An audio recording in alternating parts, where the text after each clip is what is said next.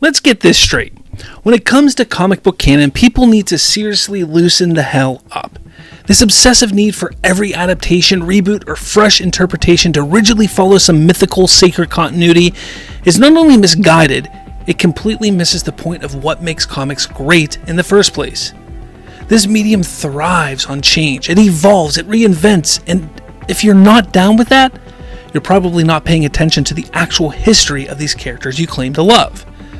You see, every time a new writer picks up the pen or a director takes a swing at bringing a beloved character to screen, there's this immediate mob of fans shouting, "That's not comic accurate!" or "That's not canon!" As if canon is some unbreakable law carved into stone by Jack Kirby himself.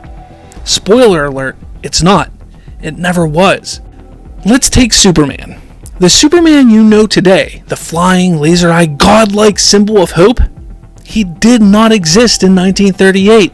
He couldn't fly. He wasn't the last son of Krypton. Hell, he didn't even have the Fortress of Solitude or the moral compass that defines him now.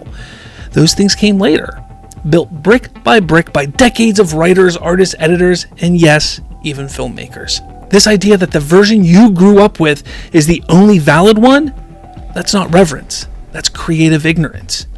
And guess what? We need new takes. We need different perspectives. We need the Gunns, the Snyders, the Reeves, the Morrisons, and the Tom Kings of the worlds to step in and remix the formula. Sometimes they capture something timeless. Sometimes they throw in something weird that fades into obscurity. Either way, it keeps the blood flowing. Remember when people whined that Robert Downey Jr. didn't play Tony Stark like a raging alcoholic 24/7? Or when folks lost their minds because Hugh Jackman was too tall and charming to play the 5'3" Canadian rage gremlin we call Logan? Yeah, funny how all that melted away once the performance hit the screen and became iconic. The point is, adaptation is not duplication, and that's a good thing. Nobody's saying that characters should be butchered beyond recognition. The core has to remain intact. Superman should still represent hope. Batman should still be driven by loss. Spider-Man should still be the scrappy underdog who can't catch a break. But the details, the gadgets, the suit, the tone, the era, even the powers, those are all fair game for reinterpretation. That's not disrespecting canon, that's honoring the legacy by keeping it alive and breathing. Because here's the truth fanboys don't want to hear.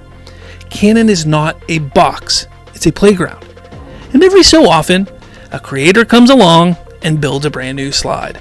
Sometimes it breaks, sometimes it becomes the new standard, but it always moves forward. So the next time a movie or show tweaks a costume, changes an origin, or leans into a new tone, don't freak out, don't cry betrayal because it doesn't match a 1987 issue you read once. Ask the real question. Does this version stay true to who the character is at their core? If the answer is yes, then congratulations, you're watching canon evolve in real time. And that's the whole damn point.